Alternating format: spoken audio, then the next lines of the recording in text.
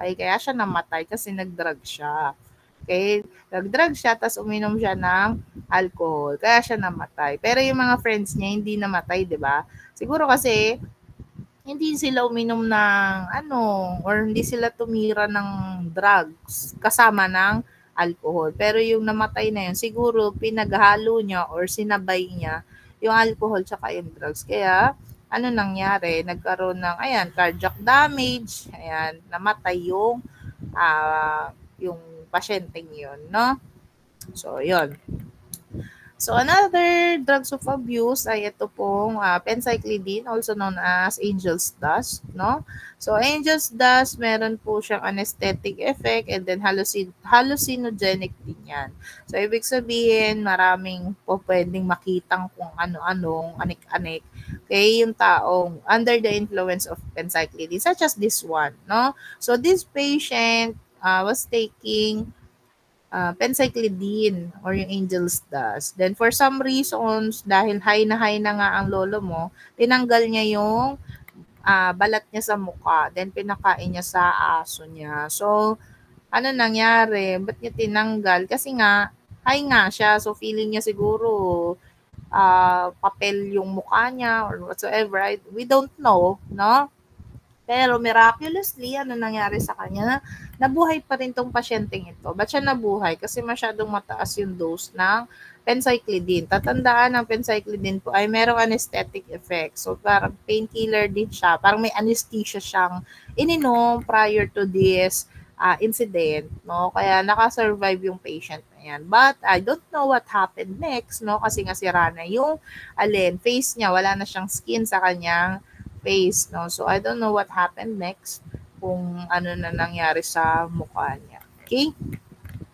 So, next ay tranquilizer. So, there are two types, no? Or two common forms, no? Ng tranquilizers that are being used, no? Sa hospitals, yung barbiturates and benzodiazepine. So, sa mga teleserye na napapanood natin, no? Kapag nagwawala yung pasyente, ina-inject ka ng tranquilizer. So, anong component ng tranquilizer na yun? Commonly, barbiturates nga and benzodiazepine. So, ito, kailangan konti lang yung ini-inject dyan kasi it can cause respiratory depression kapag nasobrahan naman ng relax o kaya ng muscle relaxation yung pasyente. Okay? Pampakalma kasi yan.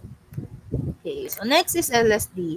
LSD also known as lysergic acid diethylamide, no? So, yung experience ng taong under the influence of LSD can be observed or can be seen dito sa kantang Lucy in the Sky with Diamonds. I don't know kung anong banda yung kumanta ng Lucy in the Sky with Diamonds, but kung anong banda yon, okay? Yung experience nila under LSD, nakapaloob sa kantang yan, yung Lucy in the Sky with Diamonds. So, yung lyrics niyan ay related to the experience they had under LSD. Okay? So, ano yung na-experience niya? Ayan, meron silang undulating vision, may mga ganitong kulay, then sense of bad trip, etc., etc. Okay?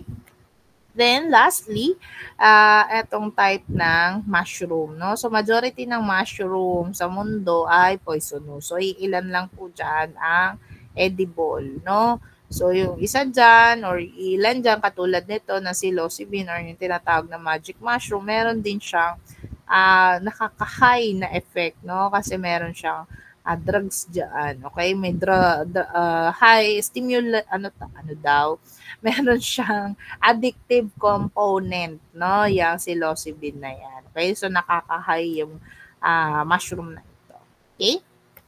Okay, so as medical technologies, how are we going to diagnose, no, yung clients natin or yung patients natin if they're under the influence of drugs of abuse, no? So, based doon sa ating previous laboratory activity, the specimen that we use ay urine, no?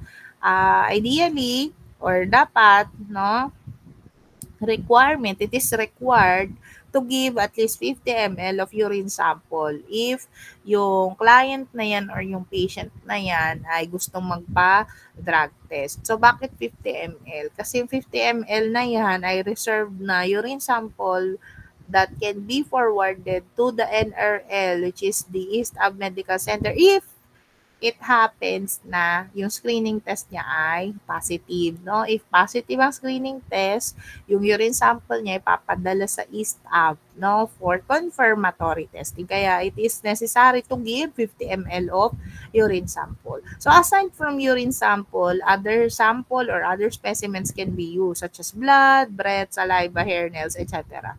Okay, so depende na lang yan doon sa drugs of abuse that you need to identify. For chronic exposure, ayan, madalas makakeratinized tissues like hair and nails.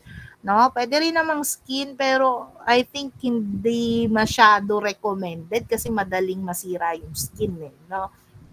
So pwedeng blood na lang yan, saliva, then urine nga yung pinaka common natin. So proper collection is necessary for drug testing analysis, no? Drug test analysis. So, especially yung tinatawag nating chain of custody. So, what is chain of custody? So, ito yung distribution ng responsibility and accountability sa specimen collection, reporting ng drug test, no? So, usually, 3 personnel yan sa drug test laboratory. Minsan, 4. Depende sa number of clients na kinikater nung drug test lab na yon. So, ano yung mga personnel na yon? So, nandyan yung clerk, yung tagakuha ng mga information or data doon sa client. Then, next is yung specimen collector, no?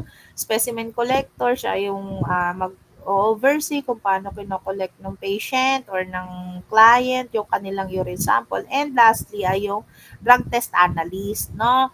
So, yung drug test analyst, ang role lang niya is to perform yung drug test.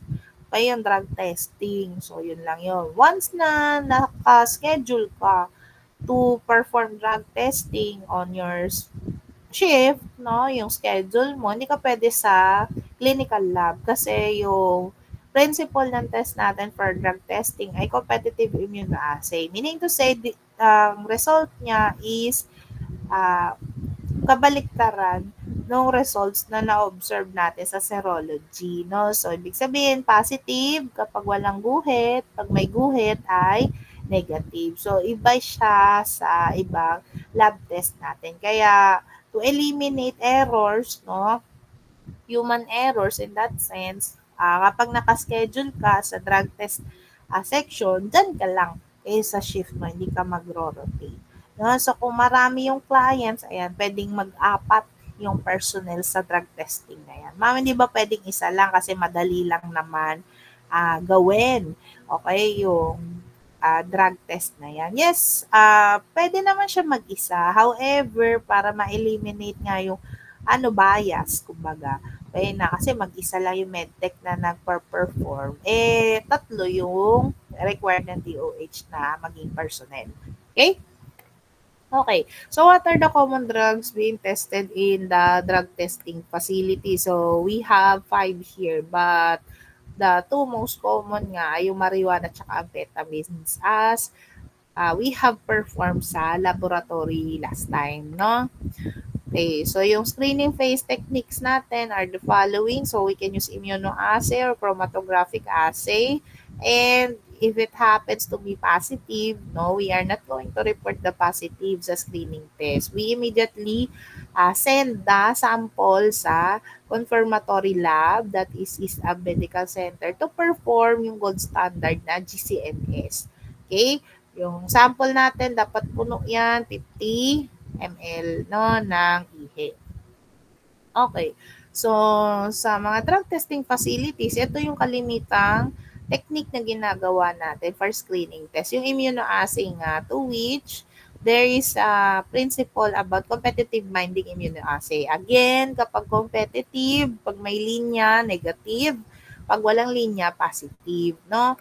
So, minsan, sa mga lab na pinagtrabahuhan natin, 2 lang yung drugs of abuse na dinedetect. Amphetamines lang or methamphetamines, tsaka marijuana.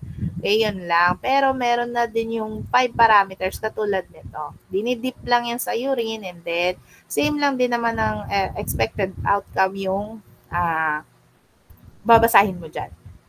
Okay? So sa e-stub, ganito din sa kanila. So hindi siya dinadrop-drop, no? Dinidip siya sa ihi. Okay? Okay. So other techniques are the following. Again, yung gold standard nga po natin ay GCMS, to which ito yung machine, no?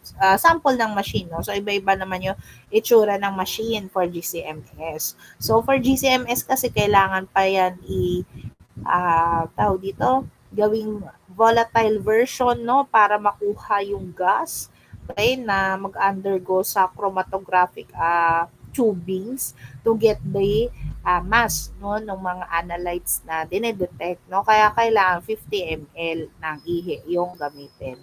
Okay? Okay, so other techniques are the following. Ayan, mga enzymatic method, capillary electrophoresis, and lastly, ito na yung according to the NRL, yung East Ab Medical Center. So ito yung mga window of detection sa urine for the following drugs, their amount or value for the initial screening and the confirmatory uh, screening. Okay, confirmatory screening. Confirmatory testing. Okay, so yan yung mga tinitake into consideration ng ating NRL. So, the following were discussed to you previously. So, di na natin yan di-discuss. Ito ay nabanggit na rin natin sa ating discussion. So,